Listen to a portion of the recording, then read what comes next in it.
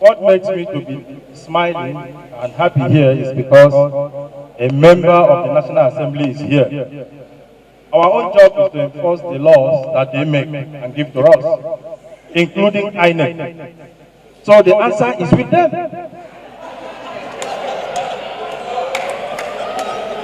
You have the law. You have every law to do that.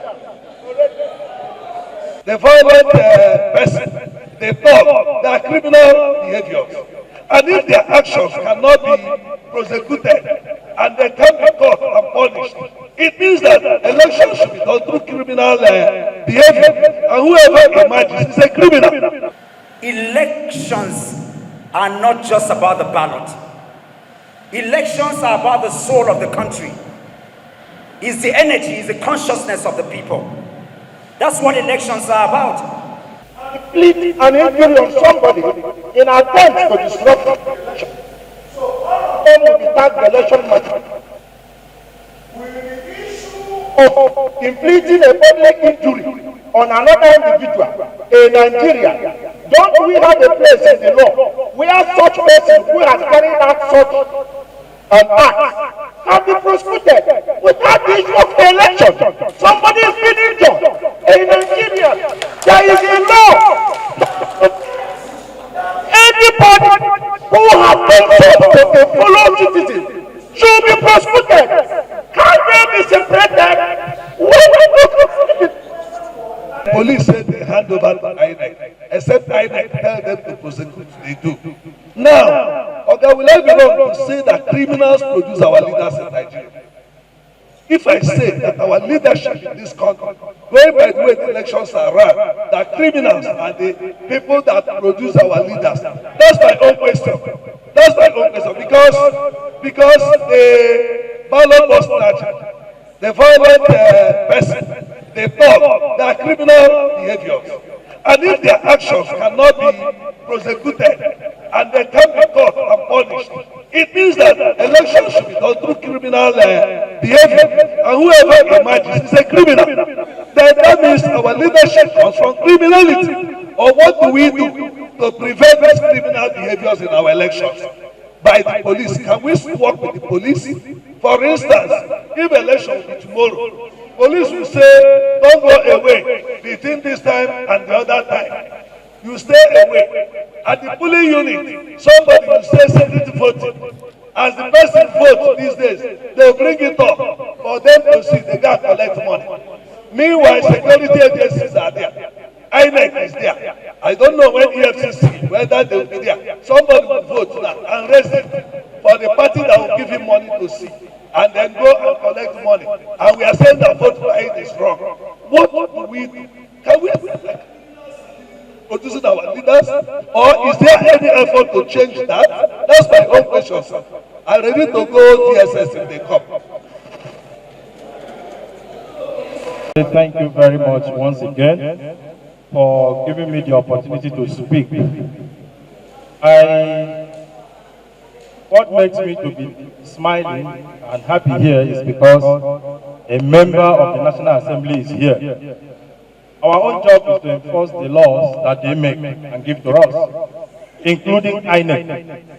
So the answer is with them.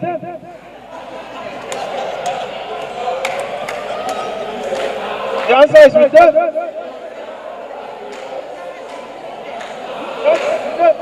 Thank you, sir. Officer, you have the law. You have every law to do that.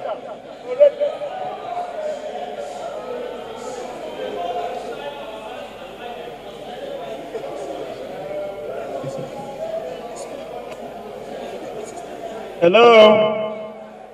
On ground, the claim of technical glitch that affected electronic transfer of results by INEC in 2023 general elections is a proof that technology alone, without human commitment to deliver credible elections and electorates committed to struggle to ensure effective and efficient delivery of election results, cannot give us the leadership we deserve. Therefore, I hereby propose that national movement against electoral offences and crime be put in place by Nigerian citizens. This is our position in the association. We thought with BVAS and with electronic transfer, the way we were told that time before 2023 election, we thought that the election would be seemingly okay. But what happened? Who caused the glitch? Has anybody been arrested for causing that glitch? Has anybody been imprisoned? Who made that glitch happen? And what has been done to that? We are in Nigeria today. My state, what I hear there is unknown gunmen. I ask a question. Who has the responsibility of unveiling these gunmen? We have the DSS, we have investigative unit of the police, we have a civil defense. Yet, those who kill people are called unknown gunmen. So who will investigate and unravel the unknown gunmen in our country? Why is the people that caused this glitch not identified?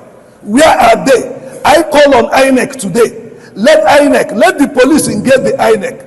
Let them investigate who caused the glitch. That technological glitch in 2023 that we were told. Why is nobody arrested?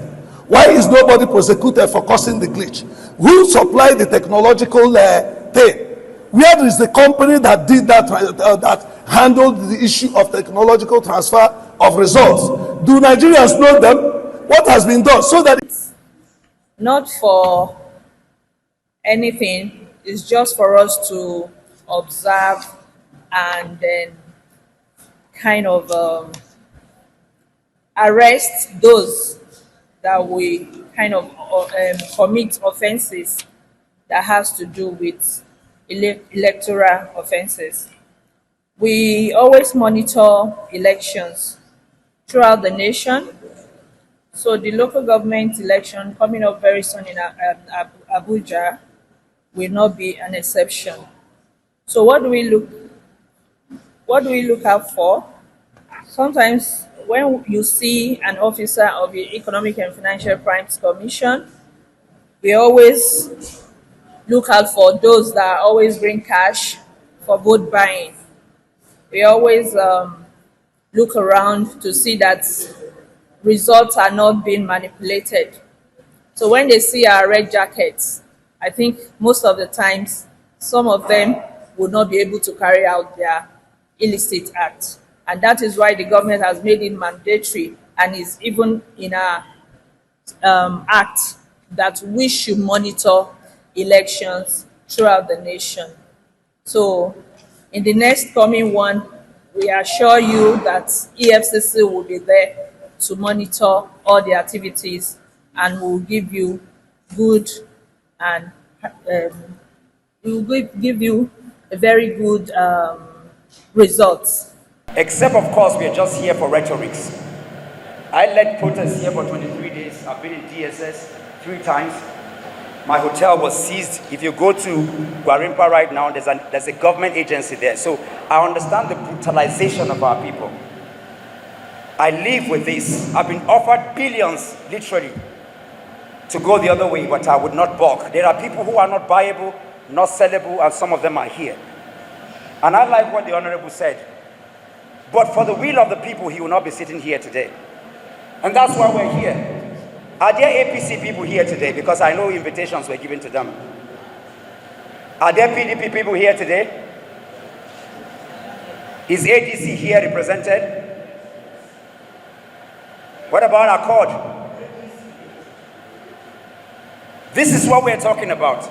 I mean, the IG is represented right here. We have stakeholders. ABGA and all the political parties. Thank you. We have to get real, otherwise we're not going to make any change in our country. I've been here. I did primary school here. I was the head boy in my primary school. I was the head boy in secondary school. I'm an impeccable student. 20 years ago, I could have been anywhere in the world. But for what I call a cost, I'm cost because until Nigeria changes, we're not going anywhere. But in 5 minutes, I'll try to do this. Elections are not just about the ballot. Elections are about the soul of the country. It's the energy, it's the consciousness of the people. That's what elections are about. And as we move towards 2026, because that's the fulcrum for why we are here, we must ensure that we have justice. Because without justice, anarchy, violence will prevail. So for every political party here and those listening to me via the media, we must commit to the values that will allow us to have a free and fair election. And it begins from justice. Justice must be the fulcrum, it must be the foundation. Because without justice, you can't have peace. We must have justice. Justice is the baseline. And I commend the organizers because early education is still one. We must educate our people. We must raise the consciousness, the awareness of our people. We must get the people aware. And we must ensure that we build institutions. I like what the representation of the IG said here today. I'm happy that INEC is here. I'm happy that EFCC is here. I didn't even know that they monitor elections, but now we're going to put everything to test. We must build strong institutions, not strong men. Strong men is what has collapsed families. Strong men have collapsed our communities. Strong men have brought nations down.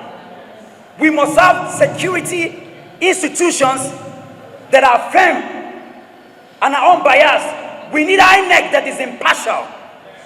INEC cannot be wearing jersey. You are not a player. You are an umpire. Civil society groups that must hold people and institutions accountable. The judiciary must completely be fearless. The judiciary is a woman and she's blind. It's only in Nigeria that she has one eye open.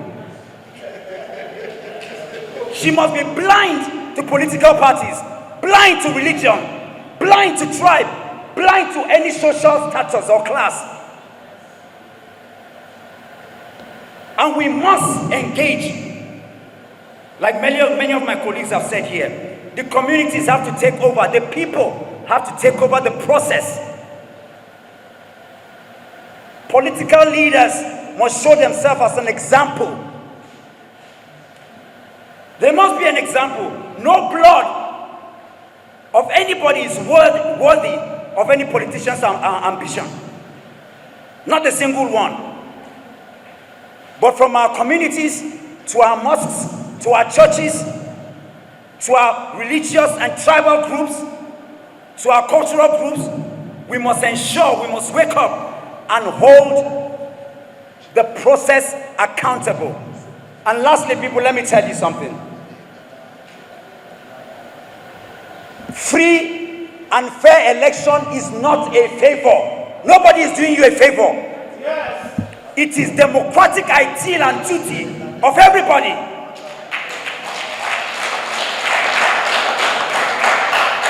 This is the only legacy we have to leave for our children. This is the only legacy we have to leave for our people. And so today I challenge you, INEC. I challenge you, police. I challenge you, mothers and fathers. I challenge every young person here. This is the only country we have. A new Nigeria is possible, but it's an illusion until Abuja changes, until Amak changes, until we change our land.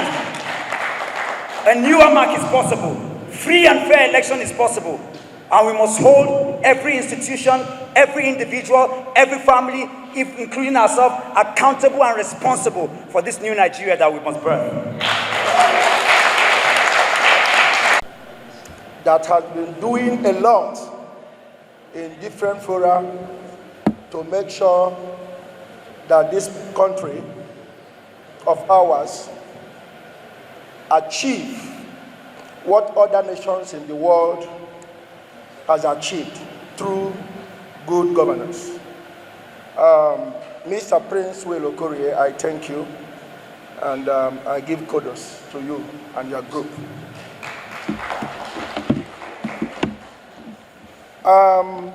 I know that I'm already late. From the program, I know that the time to even give my own speech has passed. So this is a privilege given to me again to deliver this speech, so I wouldn't take your time. On this note, I want to say that I want to stand on all already established protocols. It gives me pleasure to speak at this forum, being organized by the Association for Public Policy Analysis, to enable the stakeholders in the Federal Capital Territory deliberate on the possible ways of preventing electoral offenses, violence, and crime during the forthcoming FCT Area Council elections. It is heartwarming to see non-governmental organizations like the Association for Public Policy Analysis take up the patriotic responsibility of enlightening the institutions of state and FCT stakeholders on the provision of Section 92 to 128 of the Electoral Act 2022 as amended, which deals with offenses such as vote buying, threatening, violence during the electoral campaigns, falsification of results, and etc. It is quite unfortunate that as dangerous and unlawful as electoral violence, offenses and crime are to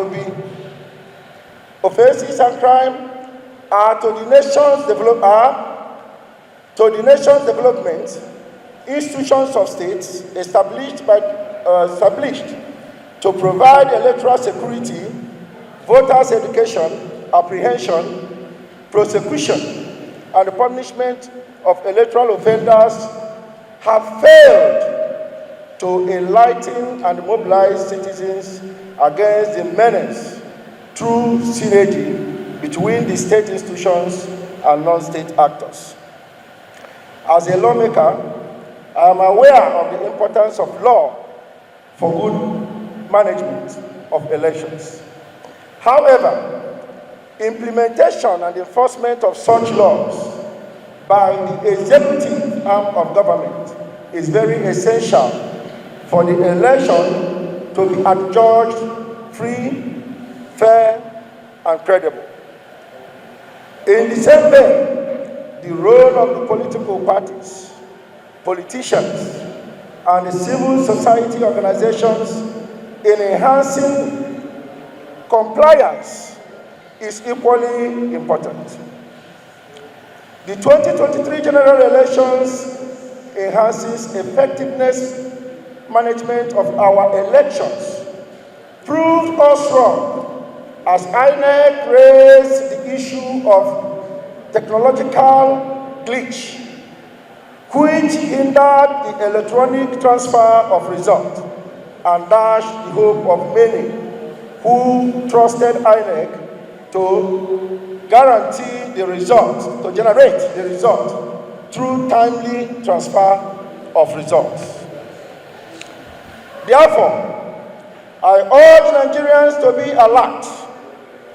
Study the segment of the Electoral Act 2022 that deals with the electoral offenses and violence, and partner or engage with the relevant institutions of states responsible for the enforcement of electoral laws to ensure that the laws are obeyed. This is the only way electoral criminals who destroy the electoral process with the intention of fixing a wrong people or Nigerians as leaders can be prevented. It is on this note that I once again commend the Association of Public Policy Analysis for this patriotic venture. Thank you. And this is my written speech, but as I was talking, I have other things in my mind, but I made it short in case if the number of the speakers will not allow me to, speak to some certain issues individually. I would say that it's disheartening that today, something that concerns Electoral Act that has to do with the people that will be elected to represent us at different levels. Mostly the issue of the FCT area council's election is going on today. I did not see much of the members of the public paying attention to it. So, how will our leaders not try to manipulate the result of the election? Let me use INEC as a case study. INEC alone is like a state, even though it's a local government. INEC have tons of revenue. In fact, if the revenue of INEC is well harnessed, I can tell you that INEC can generate both through the internal generated revenue and the allocations accrued to it through the federal allocations and the joint revenue collection that is being shared by the MFCT and the area councils. INEC can generate up to 80 billion naira a year. That is possible. Can you people tell me today that part of what some of us, the residents here, are seeing truly reflects the amount that I have mentioned here today? If people in FCT or people of Nigeria don't pay attention on how, look, we don't even need to do anything. What we need to do is to make sure that the electoral process in this country is gotten right. Once that is done, every other problem in this country is solved. When people like us, politicians, know that without your help, that we can call ourselves or declare ourselves elected, then they don't owe you anything. They don't owe you anything. And if the citizens are not committed, are not looking at these offices rather than to sit down, it's easy for you to sit down in your house and complain. The chairman of Abuja Municipal Area Council has not done well. The chairman of Abaji Area Council has not done well. Your rep members have not done well. Your senator have not done well. During the process, what role did you play? What role did you play? Citizen participation in the election, in governance, is very, very, very key for achieving progress in governance. Citizen participation. How many of us are asking questions? How many of us are asking questions? I am here today because if not by the people's vote, someone like me will not be standing before you here today. So, if I don't come out to support the issue of a process that will bring the people's choice no matter what, and a process that the people will use to vote out anybody that they think that has not done well representing them at all levels, then that shows that I did not appreciate what was done here in the year 2023, that for the first time in the history of Nigeria, I, as a rep member, I was able to gather 201,000 votes, not as a governor, as a member House of Representatives. This shows the people's strength and commitment. Do you think